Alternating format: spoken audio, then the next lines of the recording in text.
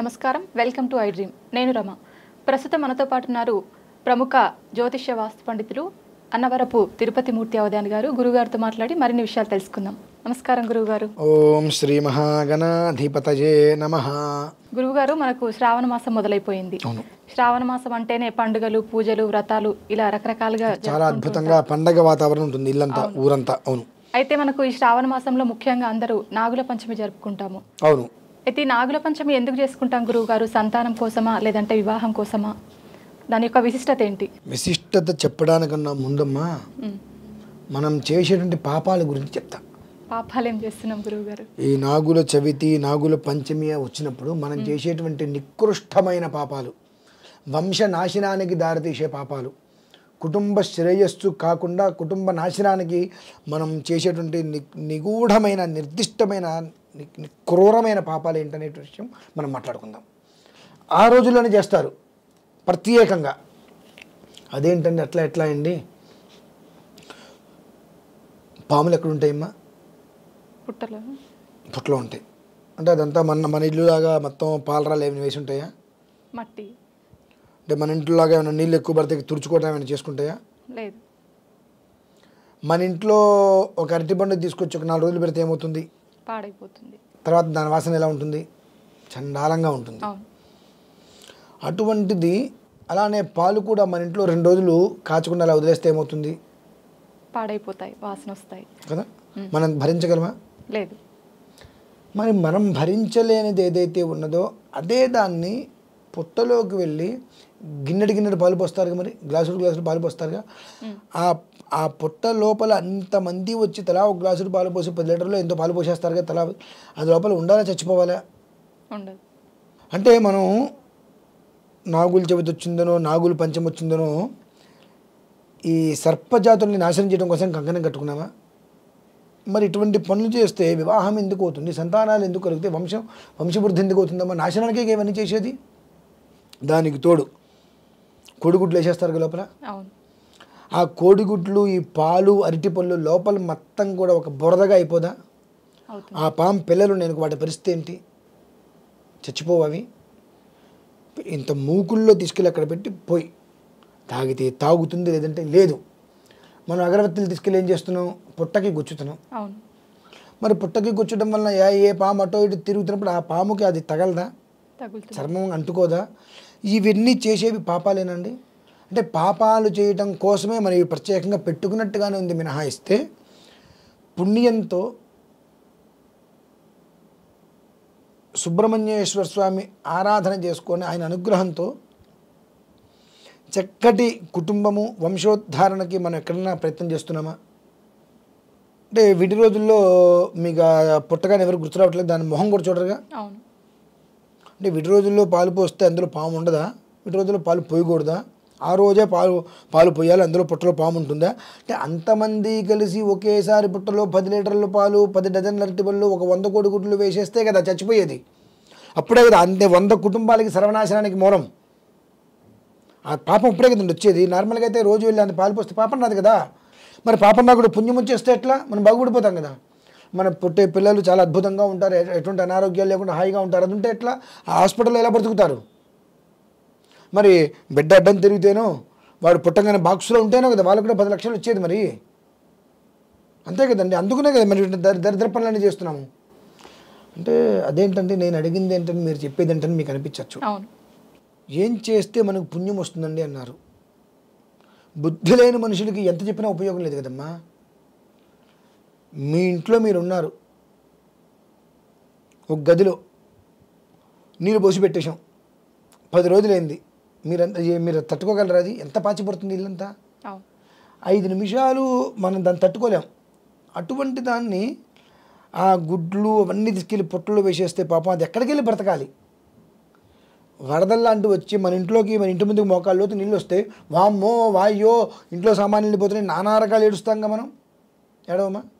గబిక్కని ఇల్లు దాటి ఇంటి గుమ్మం వరకు వచ్చినాయి, ఇల్లు మునిగిపోతుందేమో, ఇంట్లోకి వచ్చేస్తాం, ఎంత ఏడుస్తూ ఉంటాం మనం.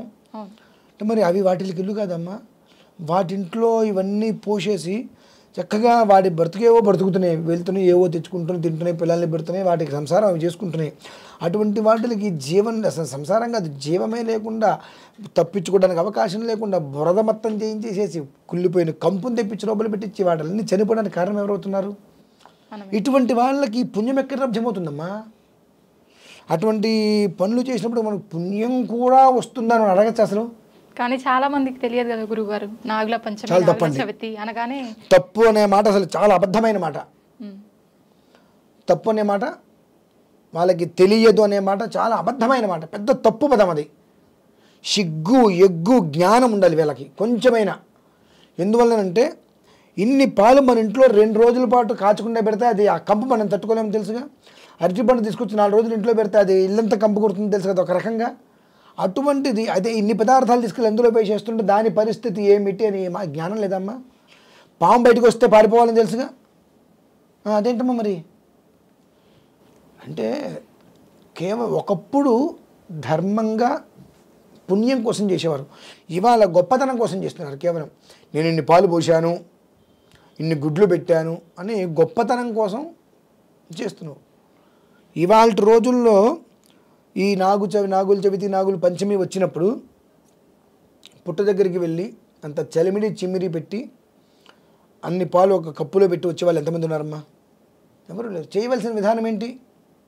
అది చేస్తున్నటువంటి దరిద్ర పని ఏంటమ్మా? ఇటువంటి పనులు చేస్తున్నప్పుడు వాళ్ళకి వంశం ఎక్కడ నిలబడుతుంది? ఏ హాస్పిటల్కి వెళ్ళండి, వంశం నిలబడదు. వంశనాశనాన్ని పూనుకొని చేసే పనులు ఇవన్నీ కూడా. అభివృద్ధి ఎక్కడ ఉంటుంది? ఇంకా ఎప్పటికీ కూడా జీవితకాలం నిర్వృద్ధే. అంటే జీవితకాలం లోపలికి అగాధంలోకి దిగిపోవడం మీద మినహాయిస్తే చక్కటి సంసారము, చక్కటి సంతానము, చక్కటి జీవితం అనుకోవడానికి ఎక్కడ ఆస్కారం లేదు. అటువంటి స్థితి ఎవరు తెచ్చుకుంటున్నారు? ఇటువంటివి పెట్టుకొని దానికి ఏం చేయాలో తెలియక వాళ్ళు చేశారు కాబట్టి నేను చేస్తున్నా, వాళ్ళు చేశారు కాబట్టి నేను చేస్తున్నా, ఇటువంటి కేవలం కూడా ఈగో, గొప్పతనం, ఈ రెండిట్లను దృష్టిలో పెట్టుకొని ఎవరి వంశాన్ని వాళ్ళే కాళ్ళ రాసుకుంటున్నారమ్మా. మరి ఏ విధంగా సద్వినియోగం చేసుకోవాలి గురువు గారు? ఆ రోజు ఏ విధమైన పూజ చేయాలి? ప్రతిరోజు నువ్వు వెళ్తే ప్రతిరోజు అన్ని పాలు పెట్టు. ఆ రోజు నాడే పాలు పోస్తే తాగుతాడు, నీకు పుణ్యం వస్తుంది చెప్పిన వెధవెవరమ్మా అసలు ముందు? అంటే అంటారు కదా ప్రత్యేక తిథుల్లో చేస్తే ఇంకా ఎక్కువ ఫలితం ఉంటుందని. అవును, పాపంలో ఎక్కువ ఫలితం ఉంటుందమ్మా. మరి పుణ్యం రావాలంటే ఏ విధంగా? పుణ్యం రావాలంటే పొట్టలోపలికి తీసుకెళ్ళి ఒక మూకుడు పెట్టి అందులో అన్ని పాలు పోసి చలిమిడి చిమ్మిరి ఉంటుంది అక్కడ పెట్టి నమస్కారం చేసుకుని వచ్చే, నీ దారి నువ్వు వచ్చే. తింటే తింటుంది, లేకపోతే లేదు. పంచదార బియ్యపిండి కలిపి పుట్ట చుట్టూతా పోసేసి నువ్వు వచ్చేసి, అది వస్తే తాగుతుందో తింటుందో నీకెందుకు నాకెందుకు? అది నువ్వు నీ ధర్మంగా అన్ని పాలు పోసి చిమ్మిరి పెట్టి చలిమిడి పెట్టావు, పంచదార బియ్యపిండి కలిపి పుట్ట చుట్టూతా పోసేసావు, చాలు, నీకు ఖచ్చితంగా ఫలితం వస్తుంది. అయితే మనకు నాగదేవత ప్రతిమలు ఉంటాయి గుళ్ళు, ఆ ప్రతిమలకు పాలు అభిషేకం ఇంట్లో చేసుకోవచ్చు. ఇంట్లో చేసుకోవచ్చమ్మా. ప్రతిమలు నాన్న కాబట్టి గుర్తొచ్చింది. సిగ్గు ఎగ్గిన దౌర్భాగ్య మనుషులు, వీళ్ళ మొహాలు మండ. ఎందుకంటున్నానంటే అమ్మా, నాగు పడిగలు ఉంటాయి, ఆ పడిగలు తీసుకెళ్ళి పొట్టలో వేస్తున్నారు. ఆ పడిగలు తీసుకెళ్ళి పొట్టలో వేస్తున్నారు. అవి పాపం గొంతులోకి వెళ్ళి లోపలికి లేక బయటికి రాలేక, అది ఏమి తినలేక తాగలేక నరకం అనుభవించదమ్మా. అంత నరకయాత్ర అనుభవిస్తుంటే కుటుంబం అనేటువంటిది ఎంతటి దౌర్భాగ్య స్థితికి వెళ్తుందంటే ఇక చెప్పలేం.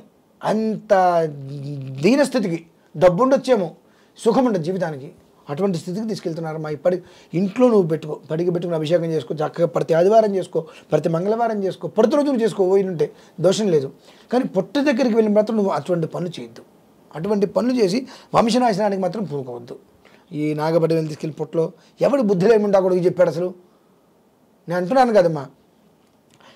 ఎందువల్ల నేను ఈ మాట చెప్పాల్సి వచ్చింది మీరు అనగానే, మొన్న ఒక చోట మొత్తం ఏదో ఇబ్బంది వస్తే పొట్టని నీళ్ళు పోసి తీసేశారు.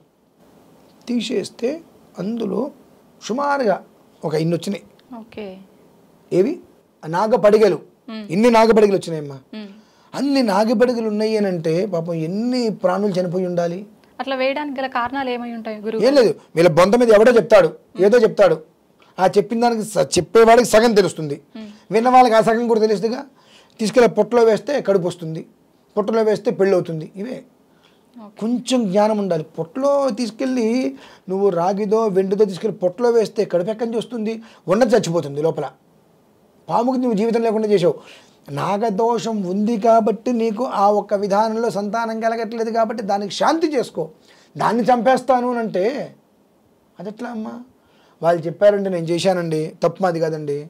నా పోటీవాడు వచ్చి గోడ నుంచి కిందకు దూకునా చాలా బాగుంటుంది అంటారు. దూకుతారా? అంటే కాలు విరుగుతాయని తెలుసు. అంటే అది నీకు దెబ్బ తగులుతుంది కాబట్టి నేను వచ్చి చెబితే నువ్వు చెయ్యట్లా. అది నీకు కదగా నష్టం, నీకు దెబ్బ తగలట్లేదు కాబట్టి నువ్వు చేస్తున్నావా? ఎంత తప్పండి ఇది. ఇటువంటివి చేసి అనర్థాలు తెచ్చుకోవడం కన్నా ఇంట్లో కూర్చొని నమస్కారం చేసుకోండి. ఇంట్లో కూర్చొని నమస్కారం చేసుకోండి.